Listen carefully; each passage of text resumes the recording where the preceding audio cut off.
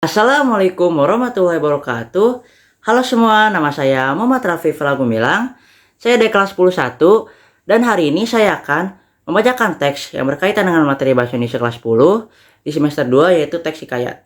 Jadi saya hari ini akan membacakan teks hikayat ini yang berjudulkan Patih Gajah Mada yang hendak dan ingin membunuh Laksamana. Akhirnya Laksamana pun senang hatinya karena mendapatkan keris tamang. Di dalam hatinya dia berkata, "Wah, kerisku gagah banget ini. Aku gak bakal kasih ke siapa-siapa deh." Akhirnya Raja Melaka pun duduk di hadapannya sendiri. Dihadap oleh Laksamana dan semua pegawai dan pertuanannya pun diangkat oleh orang itu. Lalu Laksamana pun makan pada hidangan sehari dengan orang-orang yang dibawanya itu.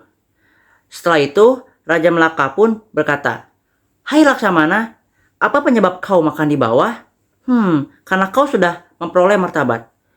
Kalau kata orang-orang mah, kita tidak suka gelarnya Sri Batara atau Laksamana.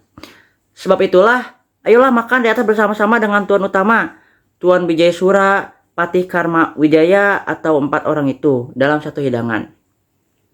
Kemudian ini sembah Laksamana. Lalu Laksamana pun menyembah lalu makan dengan semua pegawai itu. Setelah selesai makan, ada orang yang memberi minum dengan berbagai varian. Lalu piala yang bertentang Ratna Mutu Manikam itu pun disebarkan luas kepada orang-orang pada semua pegawai dan pertuanan. Maka hingga saat ini dan saat itu juga ramai banget di dalam pagar Sri Batara. Ada aja bunyi-bunyi yang bisa didengarkan oleh orang-orang. Berisik banget sih bunyinya. Lalu Patih Gajah Mada pun disuruh oleh Sri Batara kepada Raja Melaka. Lalu ini dia perintah Raja Melaka. "Silakan paman duduk.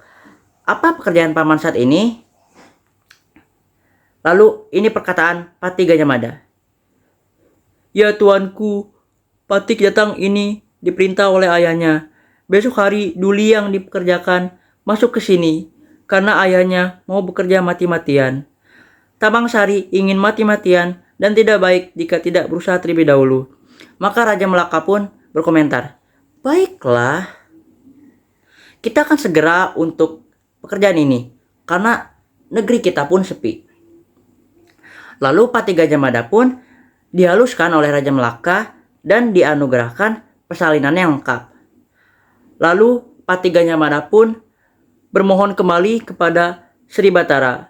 Kemudian perintah Sri Batara, "Hai Patih Gajah Mada, kulihat Laksamana itu bukan suruhan orang-orang dengan beraninya dan bijaksananya.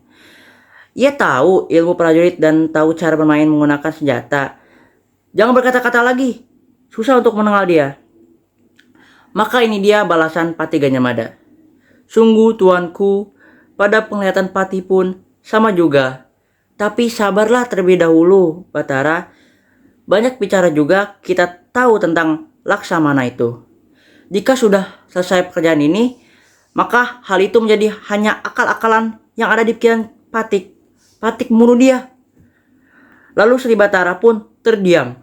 Lalu Patih Gajah Mada pun duduk dan keluar di Paseban, menghadapi semua raja-raja, perdana menteri, dan juga pemimpin pasukan yang makan dan minum itu. Dan tibalah hari malam. Maka Dian Tanglung dan Pelita pun dihubung oleh orang di Paseban itu.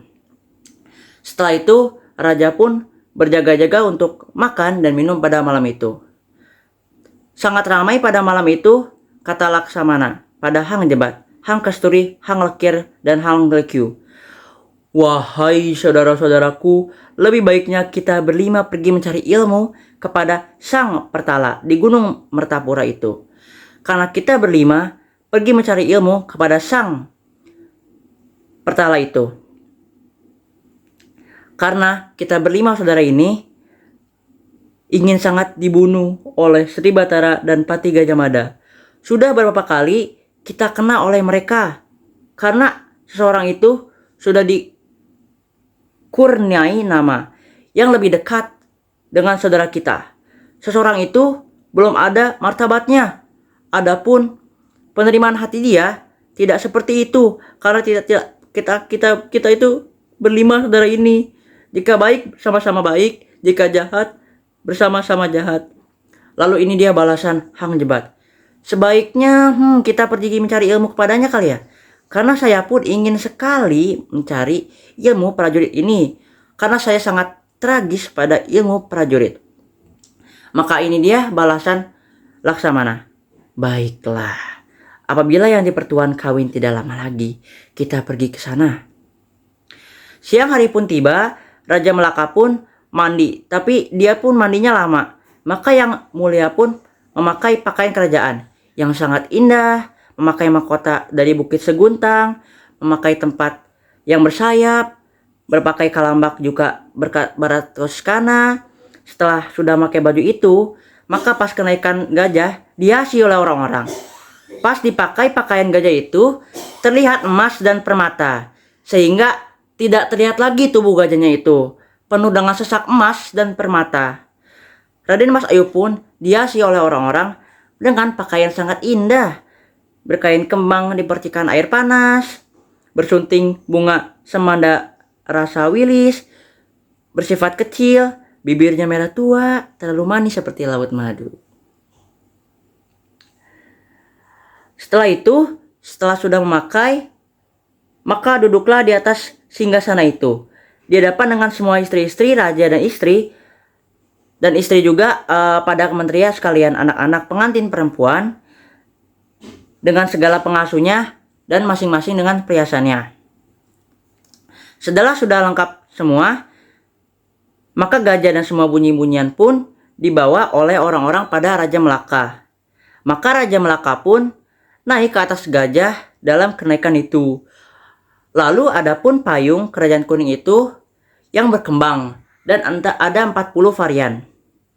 Selanjutnya, banyak bunyi-bunyian yang seperti gendang, serunai, ada 40 ragam lainnya, yang bunyinya itu sangat berisi dan merdu.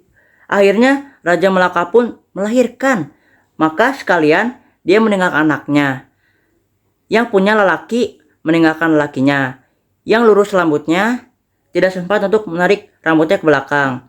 Ada juga yang berkain sebelah sambil berlari, bangun lari lagi. Ada juga yang berlari-lari lalu rebahan. Ada juga yang melihat untuk diamati sambil berlari sambil melihat. Ada juga yang berminyak di sebelah kepalanya, maka dia pun berlari-lari melihat dan banyak yang terjatuh rusak mukanya berlumuran darah. Melihat juga ada yang berlari menaiki jembatan lalu jatuh ke dalam tai. Naik bergiliran menaiki juga ke sana untuk melihat juga. Katanya, siapa tahu kita melihat raja berbaris. Sesudah itu, raja pun sampailah dan disambut oleh Pati Gajah Mada dengan semua raja-raja naik ke perseban itu. Duduknya di atas tempat duduk untuk orang-orang yang terhormat yang kemasan. Setelah raja duduk, maka Khotib pun datang untuk menghadap ke Raja Melaka. Lalu, Khotib pun mengajarkan cara yang baik untuk menikah. Maka duduklah di sebelah Raden Mas Ayu. Setelah itu, nasi pun dihidang dan disiapkan oleh orang-orang. Lalu Raja Melaka pun menyantapnya dengan sang istri. Setelah selesai makan, Raja Melaka pun duduk untuk melakukan pemersatu keluarga dalam satu persekutuan hidup sebagai tanda penghormatan untuk memujuk istrinya. Oke, mungkin segitu aja mengenai pembacaan teks hikayat menggunakan bahasa diri saya sendiri. Semoga bermanfaat dan mohon maaf jika ada kesalahan kata dari saya. Wassalamualaikum warahmatullahi wabarakatuh.